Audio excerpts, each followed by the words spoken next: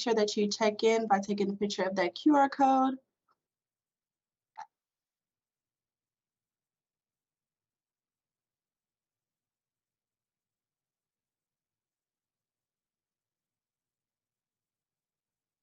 And we'll get started as soon as Jared gets here. I'm here. Oh, you are. Hi, Jared. Yeah, Welcome. thank you. How are you doing today? Good. Slept well, so I'm ready for it. That's good. That's good. That's good. Alrighty. So yeah, so we'll go ahead and get started. So as mentioned earlier, I'll just go ahead and start off with the questions that I have for you, Jared, and then we'll leave some time for the students to ask some questions to you as well. Okay. Okay. Alrighty. So my first question for you, Jared, is tell us about your background, like where you're from and things like that. Okay. So first off, my name is Jared Lascurain. I'm from Texas, and I went to UTD, majoring in arts and technology with a focus on animation. After graduation in spring of 2018, I moved out to Burbank in California for a rigging gig at Nickelodeon. At the start of 2020, I started as a Disney animation trainee, and now I'm a full-time character TD at the studio. Um, some of the Disney series and films I've worked on include Raya and the Last Dragon, Baymax, Olaf Presents, Encanto, and Strange World. For the past 3 films, my focus has been technical animation. Great. And my next question for you is tell us about your major, why you chose it, and how has it been helpful? Okay, I majored in ATEC, Arts and Technology. I'm sure some of you are taking some of the courses I took a few years ago, like Design and Computer Science 1.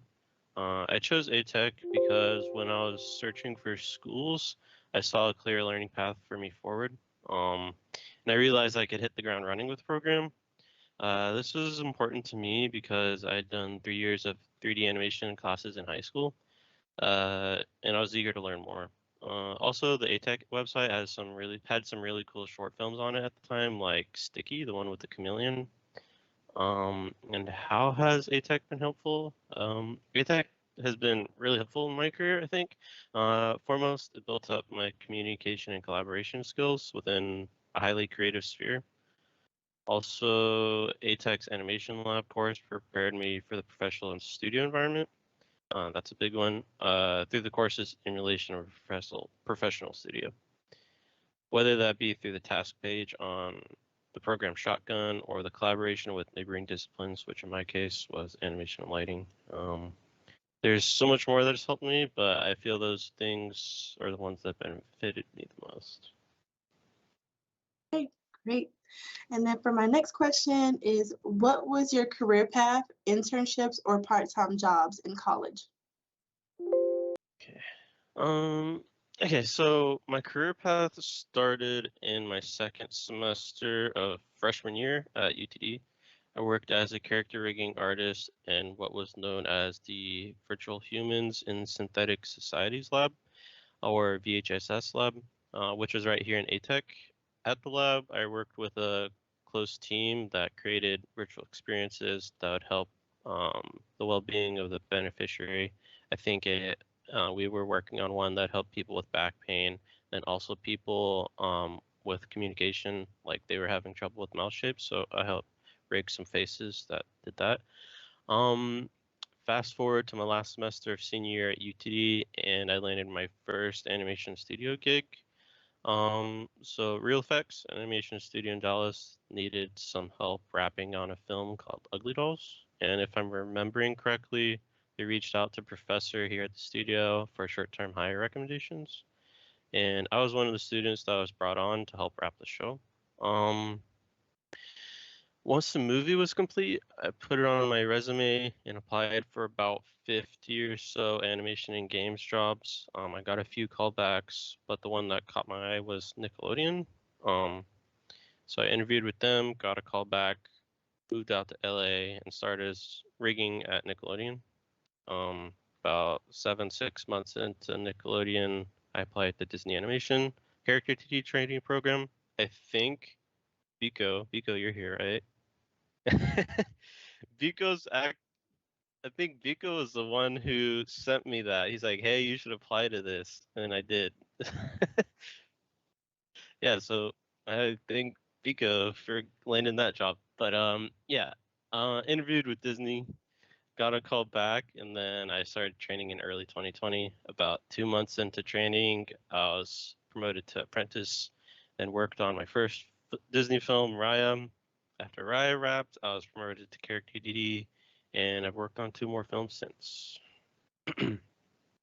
Okay, great. That's awesome. A lot of great experiences in college and up to where you are now. So you talked a little bit about your current role. So tell us a little bit more about that. So what is your current role? Okay. My current role at the studio is character technical director. I mainly work in technical animation, so that's hair and cloth and shot sculpt. Also sometimes a mentor on Encanto and Strange Worlds. I mentored 2 new hires and so they could get up to speed on the current film's art style and workflow. Great. And then what does a typical day look like in your field of work, like the hours that you put into the work and types of projects you have? Okay. So I have to be kind of vague here, but Of course. because NDA stuff, but Hmm. I'll do my best. So what does a typical day look like? So the workday starts for me at 9 in the morning and ends at 6, with a lunch hour at 12. In the morning, I'll check renders and simulations of my work that I set off last evening, and take note of what needs to be adjusted on the shot. If a render comes back and it looks presentable to my supervisors, I'll submit it for review. That's known as dailies, almost ubiquitously across the industry. And then I'll then take my shot. Then I'll look at my shot schedule for the week and the next, and then I'll sort out what shots I need to prioritize, what tasks. After that, I start working on the shots. Sometimes working at 5 at a time, moving from one to another while one simulates or another renders. Usually after lunch, review is held, and I present my shots to receive notes. You're almost like pitching your shot, like say, hey, this is what I came out with, and then you get notes.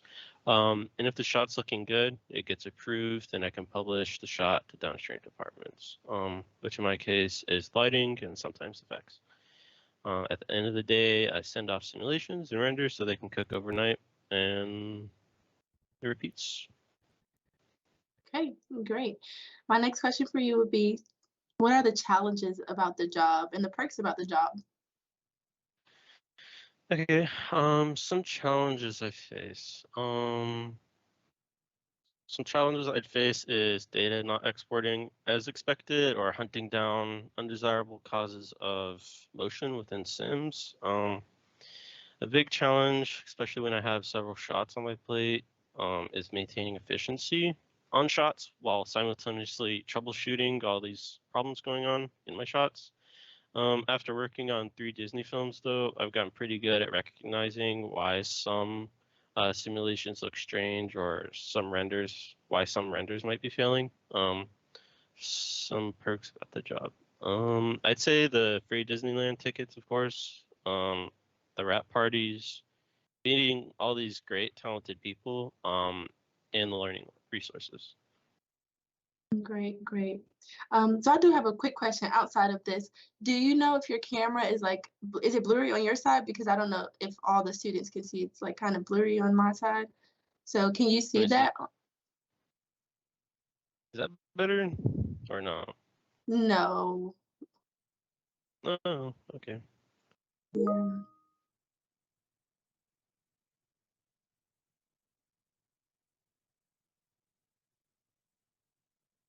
Let me check my settings. Okay. Sorry about that. It's okay.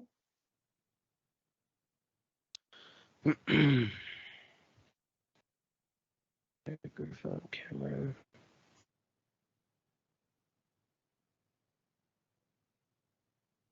I did a preview before this meeting and it looked okay, but I'm not sure what's going on.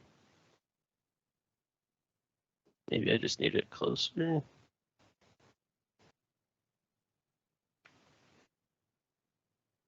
Okay, because Sorry, I we can wish hear you clearly, but just the video is weird.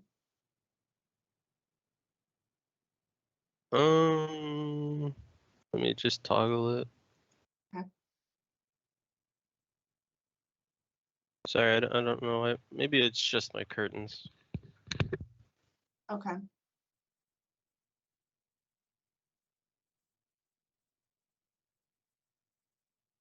Someone said it might be the internet, but I don't know because we can hear him clearly, so I don't think it.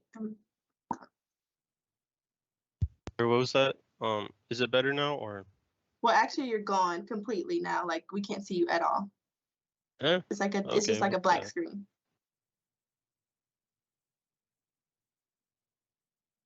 the heck? What about now? Still a black screen. Do you want to try to rejoin it? Like Yeah, unjoin and I'll do. rejoin? Okay, I'll yeah. do that. Be right back. Sorry about that, students. But he's already giving a lot of great advice. So again, pay attention to that. Okay, so yes, that's a lot better. We can see you Weird. clearly Okay, now. sorry. I literally changed that Okay, thing. that's crazy. Alrighty. So great answers so far, Jared. So before we get into all of the students' questions in the chat, my next question will be for you. What do you wish you would have known as an undergrad that you know now when it pertains to the choosing a career? Okay. I wish I would have known how important it would have been for me to be fluent in the coding language Python. Looking back, I should have taken, I think it's called the animation coding class, so I could more easily develop tools at work. I think this would have made my workflow much faster. I'd be able to help my team when tools break, and while I was looking for work, I would have been more appealing to recruiters with that skill on my resume and reel.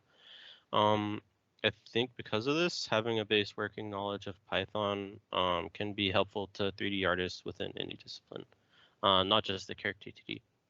Actually, I've been picking up Python lately, so yeah. That's great. Okay, and do you have any resume and interviewing advice for students?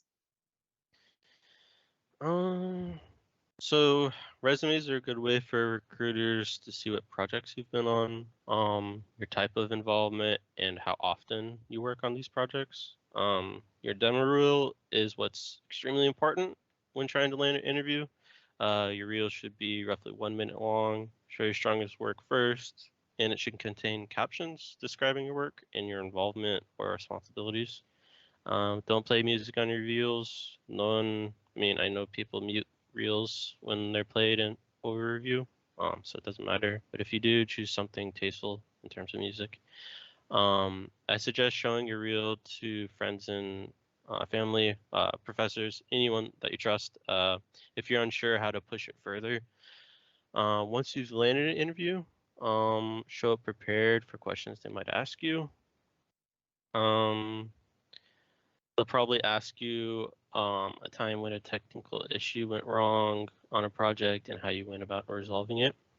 Research the studio you're interviewing at. If you're interviewing with Pixar, for example, know that they made The Incredibles. I think during an interview, you should show a healthy level of confidence in yourself. You landed an interview because they believe in your work is up to studio standard, or you have the potential to get there. The interview is mostly to see if you pass, for the lack of a better word, the vibe check, that you can collaborate with others properly and hear about your process. So they already like your work and believe it's up to snuff. So be confident in yourself, but a healthy amount. I like that. All right, so I'll get into these questions that's in the chat, and then I'll just like do a free for all, so that way students can ask their questions. So someone asked, well, Jesus asked, do you get free Walt Disney World tickets? Yes, I think it applies to anywhere in the world. So Okay. Disneyland, Disney World, Disney Tokyo, Disney Paris, all those. Yeah. Awesome. And then the next question from Angelica, since your current position seems like it's mostly CFX, did you find that your rigging experience was a necessary part of succeeding in that job? Necessary. I think is a huge part in my success. I mean, I wouldn't have been hired had I not known rigging, because that's all I had on my reel at the time. And then in terms of like that knowledge of rigging carrying over to CFX, I think having an eye, like having good skinning in rigging, like knowing what's good deformations really applies to cloth and even hair. So I think it does translate. Good, good. The next question was, are you currently working remotely with Disney or are you still living out in LA? I'm in my home right now, and I've been doing that for since March 2020. So yeah, I've been here for about 2 years, 2 years, couple months. Yeah. And then Blake asks, what project were you working on at Nickelodeon, if you can say? I mean, it's announced. You could probably look up my name, but yeah, there's certain rules I have to follow, so sorry for being vague. I wish I could tell you, but Okay. yeah. Crystal asks, did you talk to any recruiters while you were job searching? What did that networking look like for you? I talked to a lot of recruiters. I talked to some. Talked to what was it? Rockstar Games. I talked to a game studio in New York that worked on Destiny. I worked on. I mean, I talked to a lot of recruiters. Maybe like 4 or 5. Before landing a job at Nickelodeon. And I applied to about 50 things. So, cast your net wide when on your job search. Next question from Jordan. For CFX portfolios, what range of projects should we try to have? For CFX, okay, so for me, at Disney, I just do technical animation. So I don't create the rigs, I don't put hairs and heads, I just move them around and I simulate them. But it is in the character 2D department, we have sim setup for cloth and we have hair setup. So that's like creating these rigs. If you have that on your reel, that's great. Like that's great. That'll get your foot in the door. Like they'll want to look at your stuff. If you have a good sim setup, and then show it in motion, like in 1 or 2 animations, a running animation, a dancing animation, and then have a variety of outfits. Like you'll want to dress maybe a puffy jacket, just a variety. Don't just do like a t-shirt pants. That's everybody's seen that. And it's frankly boring. So do something interesting. And then for hair, like maybe some different hairstyles, maybe different textures, do braids, do long hair, do curly hair. Yeah, just have a variety. And also show it in motion. Great. And then from Angelica, she said, I love the look of the cloth and Encanto. What kinds of solutions did the team have to come up with to get the fabric to move in the desired ways? For example, swishing around in someone's hands during a dance sequence. Okay, so I worked on the Don't Talk About Bruno sequence, and I did the one. I don't know if you've guys seen the movie, but when Camilo is transforming between Bruno and back, I did those, and I had to do a lot of cheats, lots of cheats, for that. But how do you grab? Well, I can't say exactly. But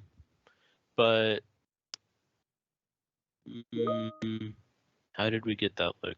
Well, we worked with the software team, and we updated the fabric solver, of course. And then for grabbing, how can I answer this? We developed a tool that would allow us to bunch cloth in an area and transfer from one held point to another, and that was helpful for those scenes, like where Mirabelle's twirling her dress around and holding it. And that was helpful also for Camilo's transformation thing that I did. Another question from Juliet. If you don't mind, could you share what would a standard salary for a junior animator would receive versus a technical director now?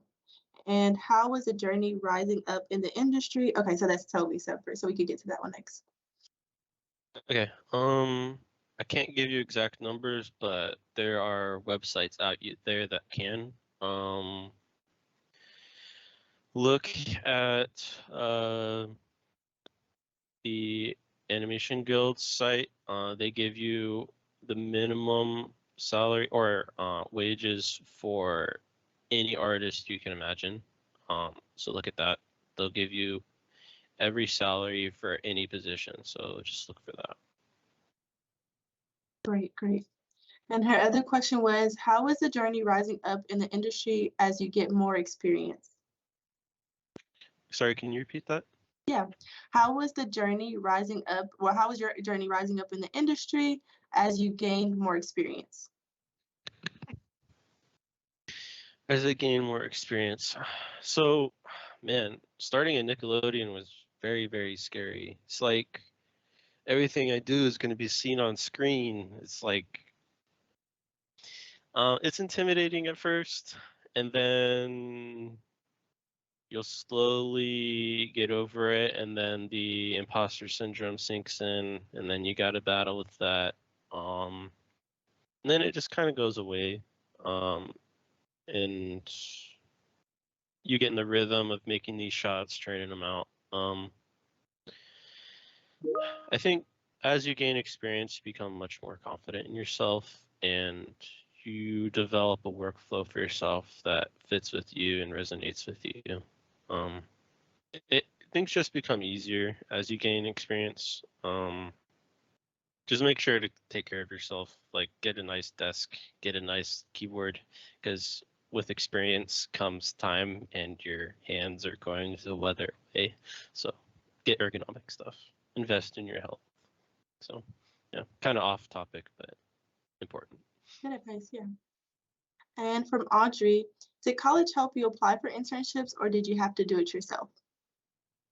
Apply for internships? No. Mhm. They did it.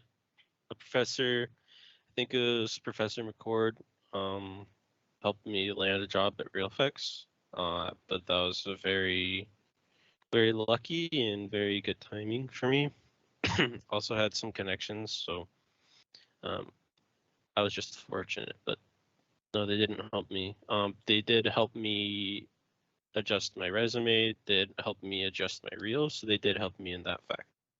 Professors will help you with those things if you ask. I'm happy that you said that. I like to tell students that, reach out to your faculty because they will help you and give you advice on those things as well. Next question from Crystal.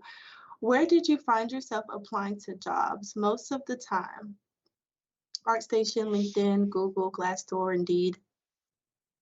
So the year I was in, we had this holy grail of a Google spreadsheet that had every single animation job listed on it in the entire world, with a list where it was, what they're looking for. It's probably floating around there somewhere. If you do a Google search of it, I probably have it somewhere in my Gmail. But I just went down there. I sorted by Los Angeles. I sorted by Montreal because I knew that's where I wanted to work. And then I applied to every single one I thought I might be qualified for or slightly underqualified for. And sometimes extremely underqualified for. So, yeah, I applied to about 50 or so. Sorry, I don't know if I answered that question. What was the question precisely? Where did you find yourself applying to jobs most of the time? So like what kind of resources, like LinkedIn, ArtStation?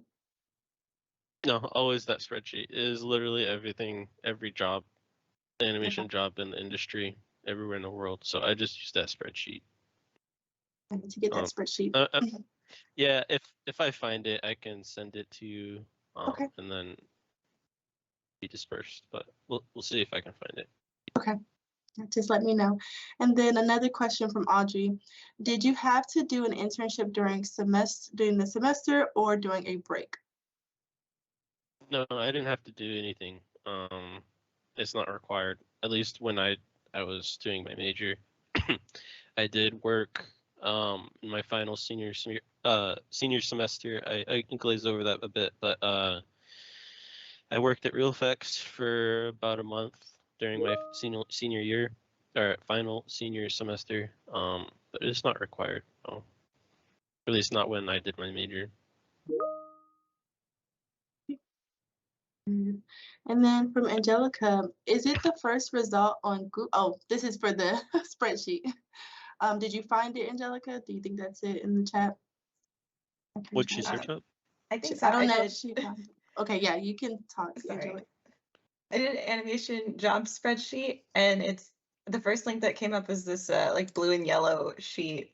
My Wi-Fi is not great right now, so loading it is slow. But I've seen it before. So is that the one you're talking about? It's like it's all color coded. My internet's slow right now for some reason. I guess I think all of slow, ours are slow because mine isn't loading either.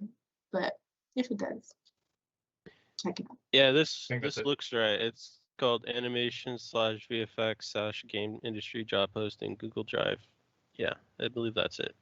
Sorry, my internet's so slow, but I believe that's it. Yes.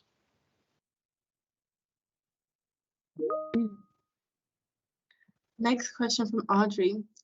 Did you work for free in your beginning years?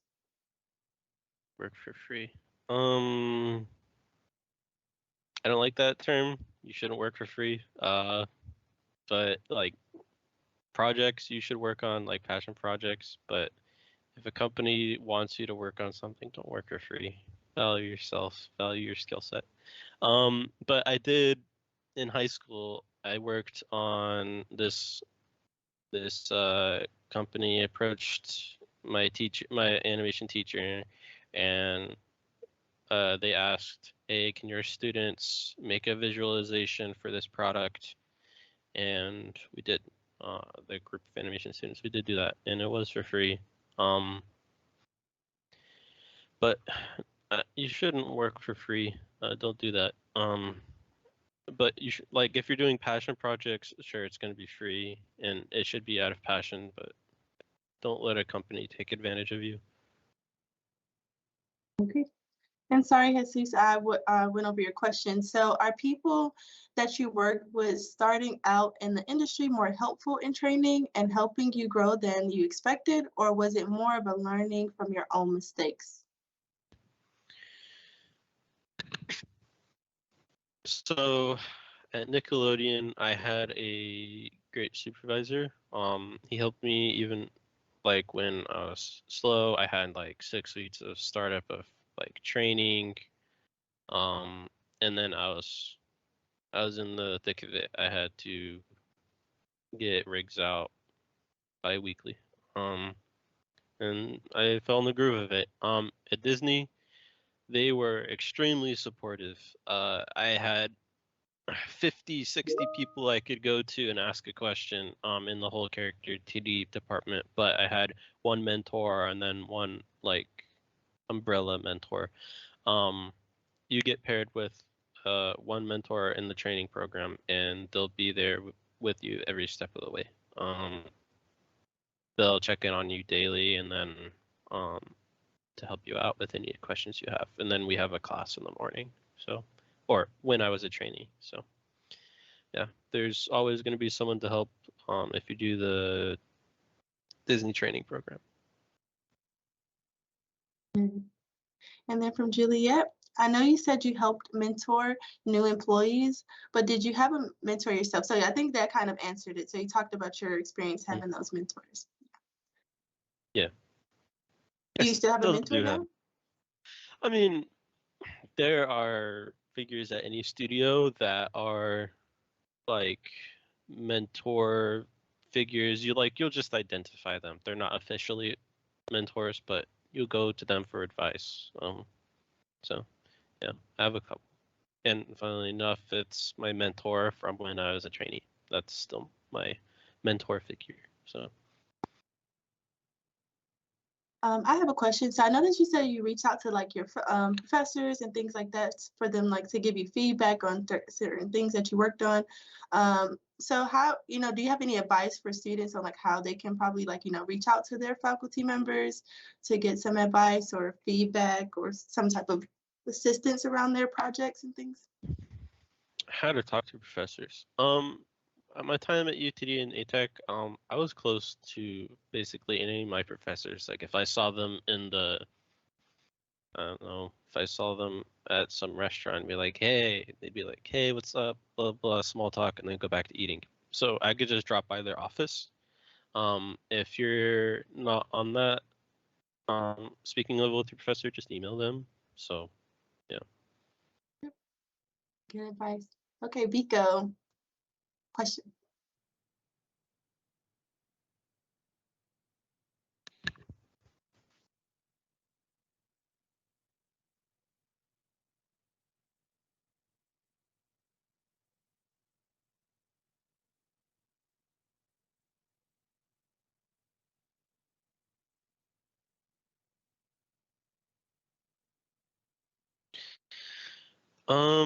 Networking is very important. Me personally, I am terrible at networking. I have no connections. I was lucky at Real Effects to be connected with Professor McCord and get that job. But now my connections are the people I work with that will vouch for me. I think this is just personally, networking is very important and it'll get you in somewhere. But your skills will speak. They speak for you. Your work, your reel, it'll speak for you. You don't even have to really talk. You just apply with your reel. If it's great, you get a interview. And if they like you in the interview, you get the job. So have an amazing reel and you'll get a job. It's not that easy to have an amazing reel, but try your best. And then knowing people, of course, will get you a job. Say, I knew someone at Pixar, and they're like, "Hey, that Jared guy, he's done good stuff on Encanto. We should bring him over here." And then I could get hired at Pixar. But your skills on your reel will speak more, I think, personally. That's just my take, but other people will say other things and they wouldn't be wrong.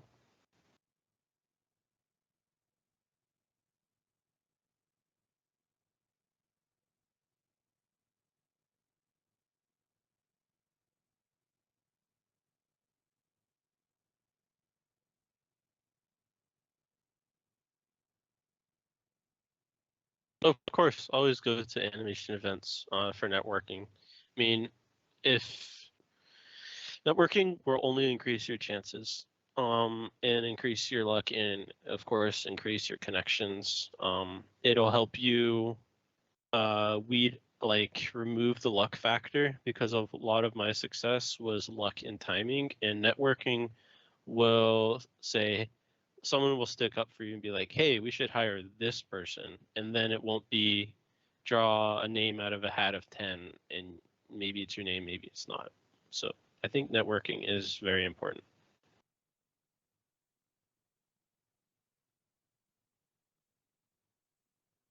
Alrighty, and then Angelica has another question for you. At the risk of causing your DMs to be flooded, are you open to students reaching out to you on LinkedIn, sharing their CFX reels for any feedback? Yeah, I'm open to that. I respond to students all the time. Like if you send me a connection request and you're from UTD and an ATEC student or animation game student, I'll always accept. So, and as long as you're you message and you're cool, like I'll respond. So That's good. Go ahead, Bika.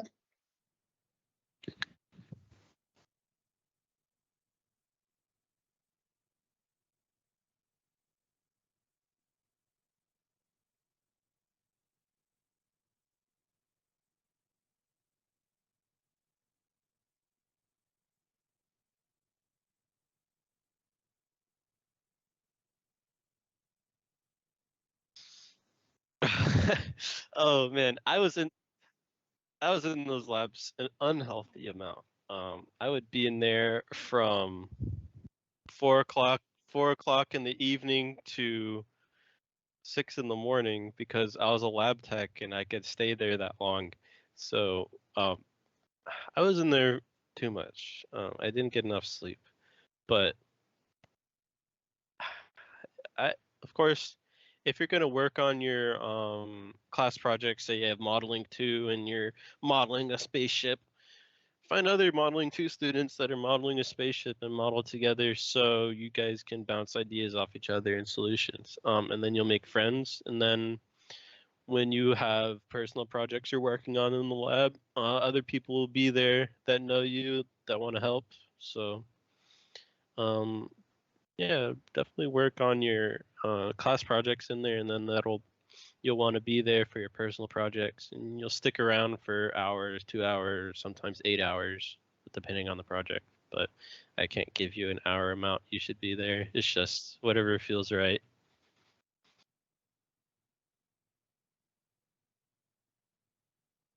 Hmm.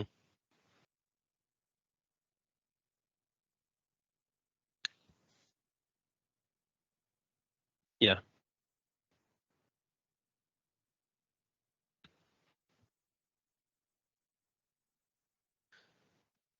Yeah, no problem.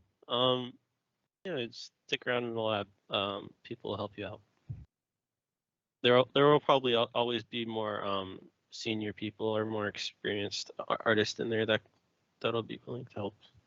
And then eventually you'll become one, and you'll be that person that people look up to. So Great questions, great advice, Jared. I do want to say something before I get into the other questions. So this is really great advice. So if we were even talking about that, networking aspect, and network with your peers, right? You never know what kind of experiences they have and how you all can collaborate together. So again, network with each other because it's really helpful. From Julia, another question. I'm curious as to why you wanted to work in Montreal previous. Was it just a preference, or was there a specific studio that you wanted to work at? I just knew a lot of people there, and I mean I know it's expensive to live there, but so is LA. But I wanted to work there just because I liked the studios that were there, and it was U.S. Canada-ish. I didn't want to leave North America.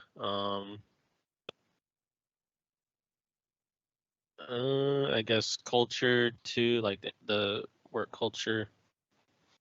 Um, yeah, I mean, there's no specific reason. I just didn't want to leave North America, really. I mean, I was also open to New York, so I didn't want to, but I specifically chose LA because my family's here. So yeah, and I like the the quality of animation studios is top notch out on the West Coast. So and of course Montreal. So yeah, that's why I chose those. Great. And just to get to know you a little bit more, Jesus asks, are you a Dallas Cowboys fan? Sorry, I don't watch football. I'm a video gamer, so gamer and coder, and I work at Disney. Sorry, I don't watch football. ATEC kids in football. Okay, a question from Elisa, if hopefully I pronounced that right. What type of personal projects did you work on outside of class that you think helped you with applying to internships or jobs? Okay. I worked on, man, let me think of what's on my reel. Okay, big one that was on the front end of my reel. It was when we were students, we just called it Mousy Mouse, but it was like a mouse paddling down a little river that we were gonna do, and I rigged that mouse up really nice for the time. It's pretty bad now, in my opinion, but everybody sees it work that way. That mouse landed me so many interviews because I worked so hard on it. And I collaborated with other people. So I'd say that's the most important thing, that the big factor that got me this Disney job, that mouse. And my independent study, not independent study, yes, the independent study with the muscle rhino, that got me one. It's kind of a personal project, still a class, but it was tailored to what I wanted to do. And then my capstone, that was kind of personal, but also a class. My capstone, I did a short film that also was a big talking point in my interviews. So I'd say all of my personally geared projects were on the front end of my reel because I was most passionate about them and I put the most effort into them. So they're my best work. So yeah. That's good. And from Audrey, is it common to pull all-nighters depending on your workload? Yes. Yep. Yeah. I can tell you a little story. So my capstone was selected to be shown on stage during capstone showing week. I think Biko recorded it. I remember that. But thanks. So I was working on that thing all the way up until I presented. So when we present them, we had to do like test runs. Like we practice like a few days before, like 2 days before or 1 day before we had to practice. The night before I had done it all nighter, and then we had to show up to the auditorium to do practice. I sat on the bench and I fell asleep, and then I slept through my practice run time slot. Then they tapped me on the shoulder and I woke up from the bench, and then I did my practice thing groggy with no reading cards, so it was terrible for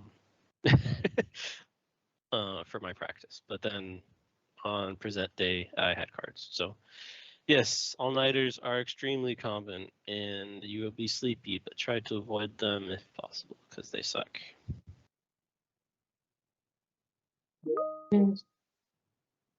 And a question for Catherine. Do you feel like you have more work-life balance now that you work with Disney, or is it about the same? Compared to what? I mean, I do feel my work-life balance is great right now. I mean, I won't say much, but look up what studios are in a union and which aren't. Yeah.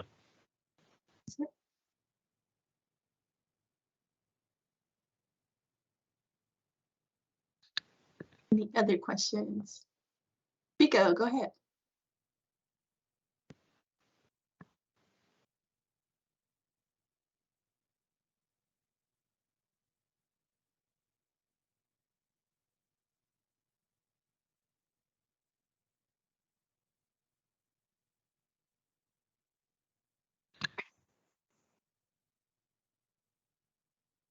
And my speed. Okay, so back in ATEC, I would rig in, let's say, just a biped character, a human, maybe a month, so 3.5 weeks, right?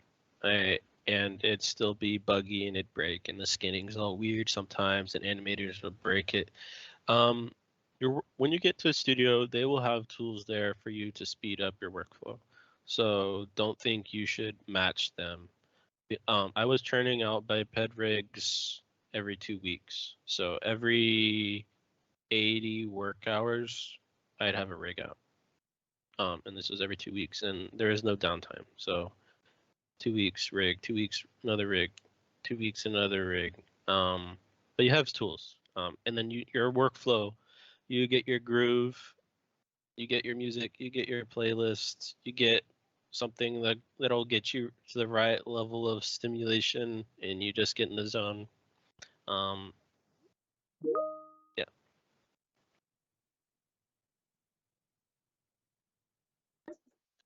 Question from Blake. Do most people who get hired go through the trainee program, or is it possible to transfer into a CFX position directly? If you're a student, apply to the training program. I mean, if you're like amazing, you might get hired on as a as full-time character TD. But usually when they hire full-time character TD positions, they're looking for people with experience because they want to know that you've done this before and you've got a workflow. You can work with others. You've been in a studio environment. But the trainee program, you don't have to have studio experience. You just have to have a good reel and be a decent person. You have to pass, like I said earlier, the vibe check and the interview. So, sorry, what was the question precisely? Yeah, so do most people who get hired go through the training program, or is it possible to transfer into a CFX position directly? And then he also said most programs he sees, you have to be enrolled in a university to apply for those internships. Yeah.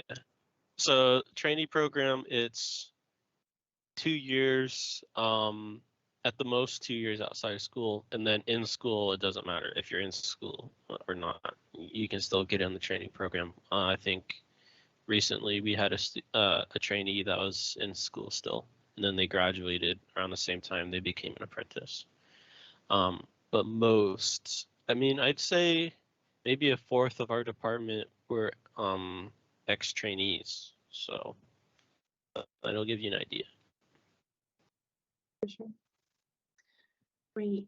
And then question from Angelica. Is cloth tailoring something that's a part of the character technical director position, or does it fall under a different umbrella in Disney's pipeline?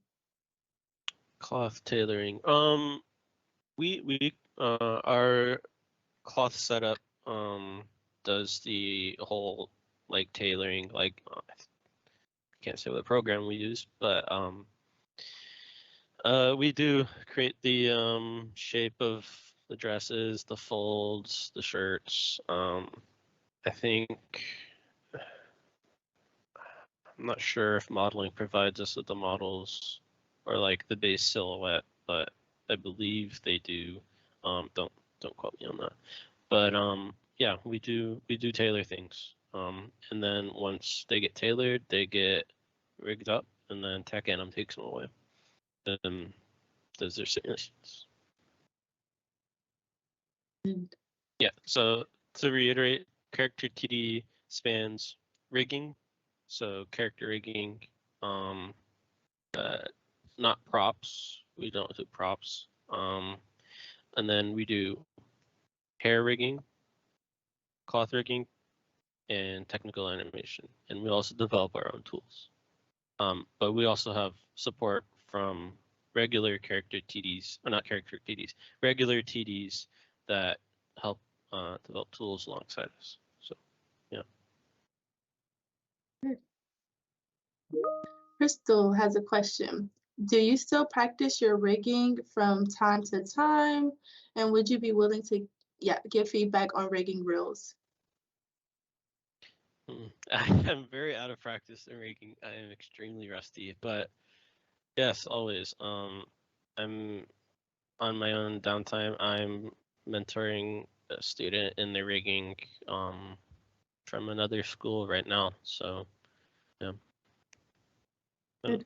Yeah, as long as you're cool, you introduce yourself, you say, say what you want help with or ideas. Just like introduce yourself first. Don't like throw it at me first, because I'm gonna know you just. I don't know. It's just like be personable, you know. And then Angelica had a follow-up question from the other one. So would you recommend putting tailored outfits in a modeling reel as well as a TFX reel? Yeah, that works. Yeah, that's fine. It works for both because you're working with silhouette, you're working with shapes, you're working with topology. I mean, if you don't want to show something's topology, don't put it on a modeling reel. That's my advice. And sometimes cloth can be that way, so make sure cloth looks good. So yeah. And then Alyssa had another question. Did you join any organizations that helped your network or helped you network? Are there any online resources you would recommend to help people learn more specifics about what they want to work in? What they want to work in, like, do you mean which discipline, which part of the pipeline you want to work in? And then in terms of which resources for getting hired, like I said, I think I only used that one spreadsheet online, and it's called animation/VFX/game industry job postings, and it's a Google Doc, or I believe, or Google Drive, and it has every single job listing on there. I went through it, filtered by city, and then I applied to all those. And then what was that thing mentioned about networking? Did you join any organizations that help you network?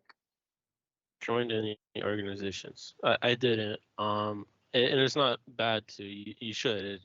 I probably should have done that, and I would have had more opportunities. So you do that. But personally, I didn't. I just had my group of friends, and then also other people in the lab, and then professors who believed in me and my friends that vouched for us. That's what I had. Good. And then we'll take one more question from a student, if there's one. Go ahead, Biko.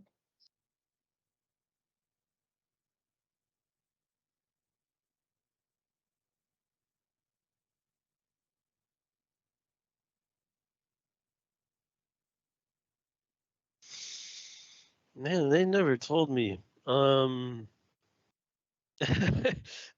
Actually, Nickelodeon.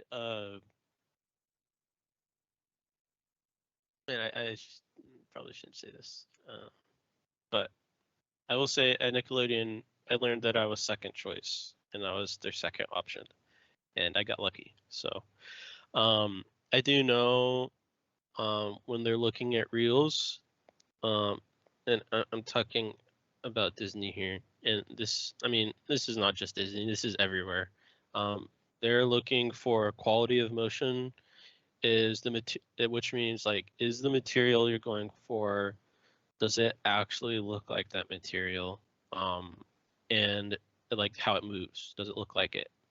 So if you have a silk dress, it should not look like denim. It should not be heavy and not have like nice silky folds in it. I mean, if it's silk, it should have nice silky folds. And so quality of motion, and then variety. I think I touched on that a bit. So yeah. Okay. Okay, now this last question, and then we'll wrap it up, okay? So does this information also apply to game design? Game design. So the game design is a bit different. So in games, you don't really have real-time simulation. Some games do, and that's usually at AAA studios or ones that are getting there. And I can't really speak much to game and simulation. I can more speak to games and rigging.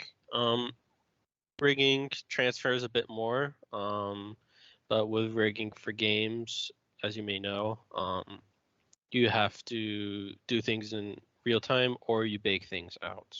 If you're reading your rig directly, you have to have like most everything built into your bones, and then any blend shapes that you have firing that you've hooked up into your game engine. So your games are going to be more simple. And then you're talking about do these skills like transfer on your reel? I'd say animation rigs will transfer more to like video game like like studios like interviewing you, and game rigs less so to studios, because game rigs, they have to be run in real time, so their like look might be a little bit less quality because they have to run real time. And then studio will see that and they'll be like, they may not have the skills to do animation. But if you have game rig and a studio rig in there, they're probably gonna be like, oh, they can do both. That's great. Just make sure to put the work on your reel in order of what you want. So if you want a games job really bad, put your game rig first, right? Just make sure it's a quality rig or a quality simulation. Alrighty, Jared. So for my last question, I just have, do you have any overall advice for students? Let's overall advice. Get involved in projects and events outside of classes. I did that a lot, like with the 48-hour blitz. Studios are looking for artists who have collaborated on short films and games to completion. That's a big part, completion. Complete your projects, even if they look bad. I mean, that just happens. Sometimes they just don't turn out how you wanted. Doing this will also strengthen your skill set and show studios you have the ability to collaborate and the motivation to learn. So work on projects outside of classes, and then of course put it on your reel. Okay. Thank you so much, Jared, for coming today. I think this is a really great time for students to gain a lot of different advice from you, from your own experiences, and what they can do for, to get the experience that they really want for their future career. So I really appreciate you. Students, I'm going to go ahead and share my screen again. If you haven't checked in with the QR code, you'll see that show up again. Okay.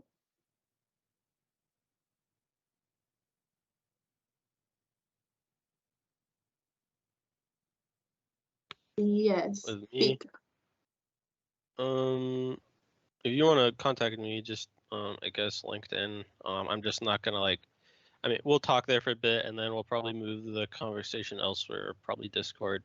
But I'll chat a bit on LinkedIn, but I'm not gonna hold like 3 weeks worth of conversation on there because LinkedIn's weird. So. Do you mind if I put your LinkedIn in the chat for students? Yeah, go ahead. That's fine. Okay. Thank you for your time, sir. I appreciate it. Thank you. Being called sir is weird. But thank you so much. I mean, not weird that you called me it, but I feel old now. Thanks, Vika, and thank you for thank you for appreciating it. That's nice. Yeah, thanks for all this, and thanks for connecting on LinkedIn. Yeah, no problem. Yeah, if you guys send a connection, I'll accept. And if you have questions, yeah, just say, hey, saw you in the thingy thing. And then be like, hey, do you think you could look at this? Do you have any thoughts? Yeah.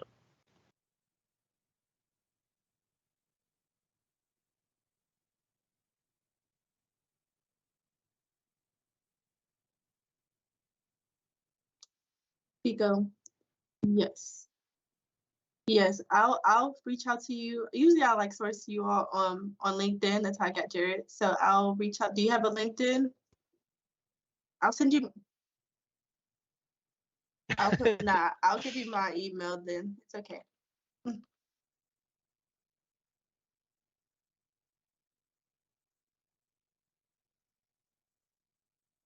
Okay.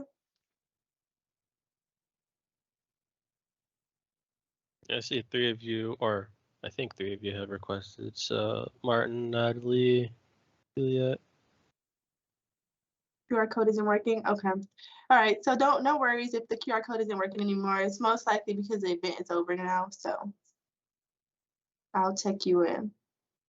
Well, thanks to everyone for attending today's event. Again, thank you, Jared, for being our spotlight today. Yep. And I'll be hosting more events like this. So always be on the lookout for them. Yeah, the link is in the chat. I'll repost the link for that.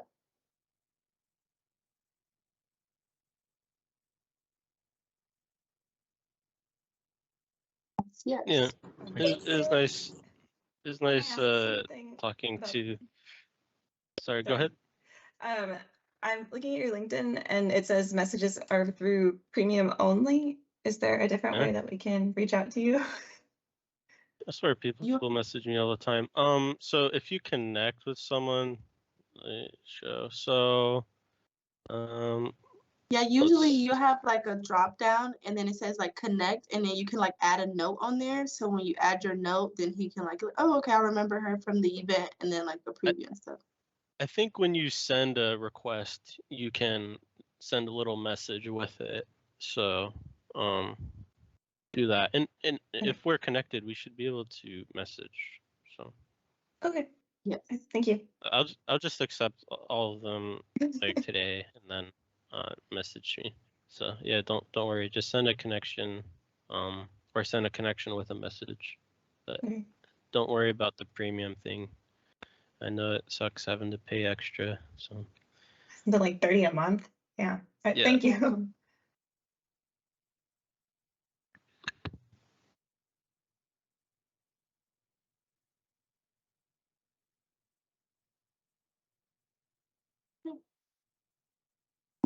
So just it'll get all take the a while.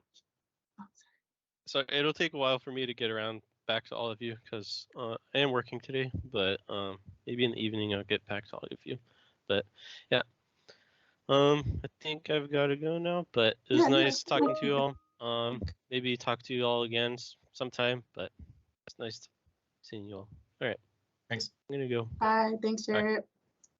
Bye. Bye, students.